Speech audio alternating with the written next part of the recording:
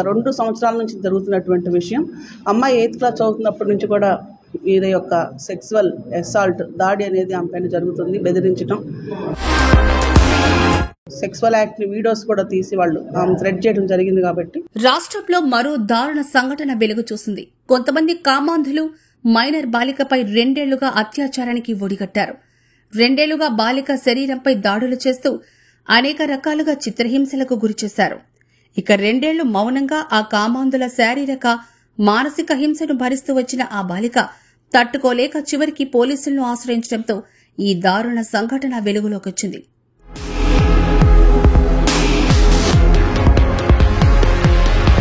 శ్రీ సత్యసాయి జిల్లా రామగిరి మండలం ఏడుగుర్రాలపల్లిలో దళిత మైనర్ బాలికపై సామూహిక అత్యాచారం కేసులో 6 నిందితులను పోలీసులు అరెస్టు చేశారు.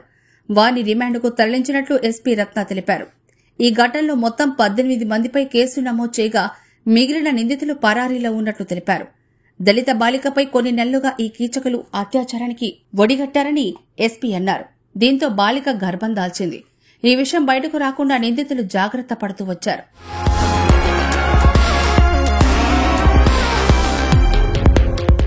అత్యాచారం చేసిన సమయంలో వీడియోలు తీసి తల్లి కూతుళ్లను బెదిరిస్తూ వచ్చారు. కానీ బాలిక గర్భం దాల్చడంతో ఈ విషయం బయటకు వచ్చింది. జరిగిన విషయాన్ని బాలిక కుటుంబ సభ్యులకు చెప్పింది. పోలీసులకు ఫిర్యాదు చేసేందుకు కుటుంబ సభ్యులు సిద్దం కావడంతో యువకుల తరపున కొంతమంది పెద్ద మనుషులు అవతారం ఎత్తి పంచాయతీ చేశారు. కేసు నమోదు కాకుండా బాలికతో పాటు ఆమె తల్లిని యువకులు, పెద్ద మనుషులు గురువారం దగ్గరలో ఉన్న గుట్టల్లోకి తీసుకెళ్లి నిర్బంధించినట్టు తెలుస్తోంది.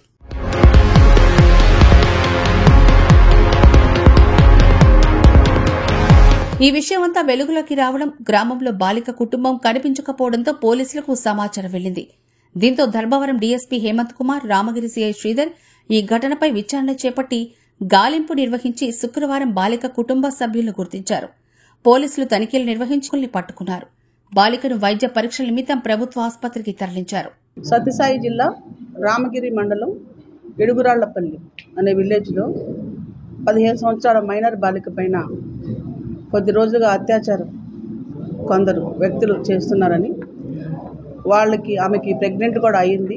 సో దానిపైన తల్లిని, ఆ అమ్మాయిని కూడా కంప్లైంట్ ఇవ్వకుండా అడ్డుకుంటున్నారనే ఒక సమాచారం రావడంతో పోలీసు వెంటనే టీమ్స్ని పంపించడం జరిగింది. ఈ ఇన్ఫర్మేషన్ 5th, 6th మధ్యలో రావడం జరిగింది.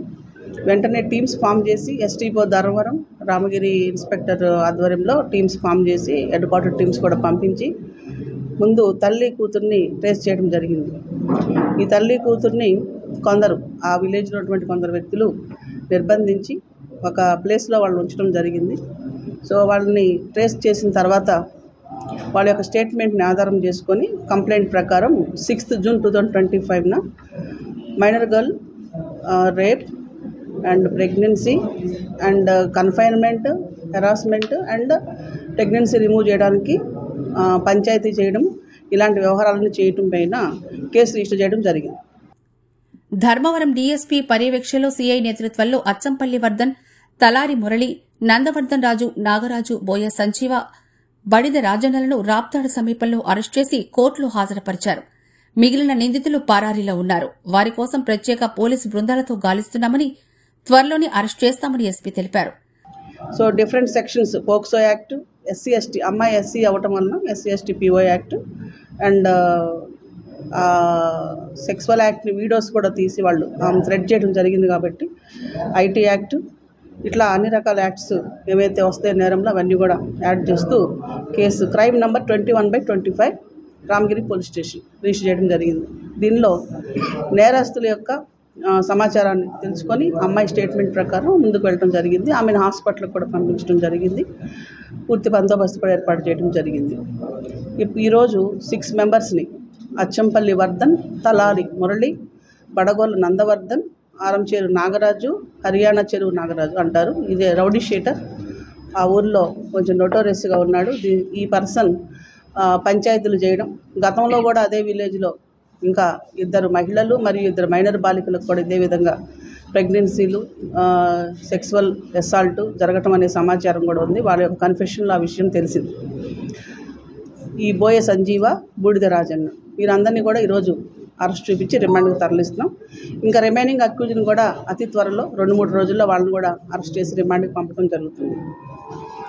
ఈ వ్యవహారంలో ఇది ఒక 2 సంవత్సరాల నుంచి జరుగుతున్నటువంటి విషయం.